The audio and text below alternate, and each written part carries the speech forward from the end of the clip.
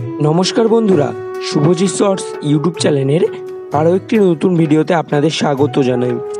আজকে যে বিষয়টি নিয়ে কথা বলবো সেই বিষয়টি খুবই গুরুত্বপূর্ণ বিষয় হতে চলেছে, তাই ভিডিওটি মনোযোগ সহকারে শুনবেন।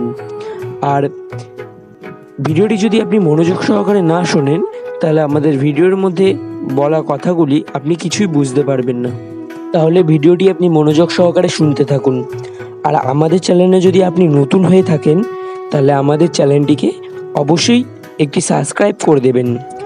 আর আমাদের এই ভিডিওটি যদি ভালো লাগে তাহলে ভিডিওটিকে অবশ্যই একটি লাইক করে দেবেন আর কমেন্টে জয় শ্রীকৃষ্ণ লিখে দেবেন।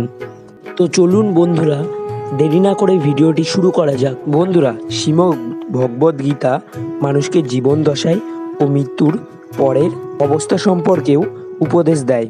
গীতা হলো জীবনের শ্রেষ্ঠ দর্শন। গীতার বাণী সঠিকভাবে অনুসরণ করে উন্নতির চরম শিখরে পৌঁছানো যায়। গীতার ব্যর্থতার পাশাপাশি সাফল্যের পথও দেখানো হয়েছে। কেন মানুষ অধঃপতনের দিকে এগিয়ে যায় শ্রীমদ্ ভগবদ্ গীতায় সেটা জানানো হয়েছে। এই বিষয়ে যা যা জানানো হয়েছে সেগুলি হলো: 1. মানুষ যখন তার নিজের পরিবারকে উপেক্ষা করে অপর বা অপরিচিত ব্যক্তির কথা শুনে তখন তার অধঃপতন শুরু হয়। গীতায় বলা হয়েছে কাউকে প্রতারণা করলে তার ফল আপনাকে পেতেই হবে। আর যেই মুহূর্তে আপনি প্রতারণার পথ বেছে নিলেন সেই মুহূর্তে আপনার ধ্বংসের দরজা খুলে গেল। আপনি যতই ভালো হন না কেন, প্রতারণার আশ্রয় নিলে তার ফল কখনোই ভালো হয় না। নিজের কর্মফলের হাত থেকে কেউ রেহাই পায় না। আপনি যে কাজ করবেন সেই কাজের ফল আপনাকে অবশ্যই পেতেই হবে। যে যেমন কাজ করবে সে সেরকম ফল পাবেই।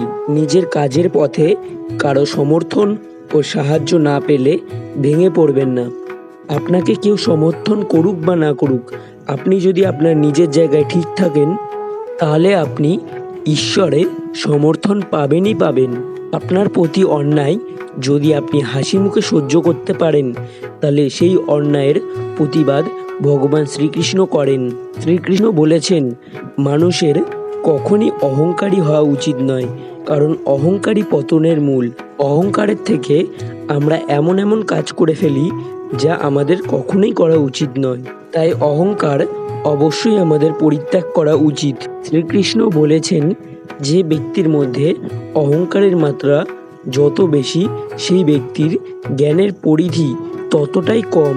আর তিনি এটাও বলেছেন যে আমরা যতক্ষণ না কষ্ট থেকে শিক্ষা গ্রহণ করছি ততক্ষণ আমাদের কষ্ট শেষ হবে না।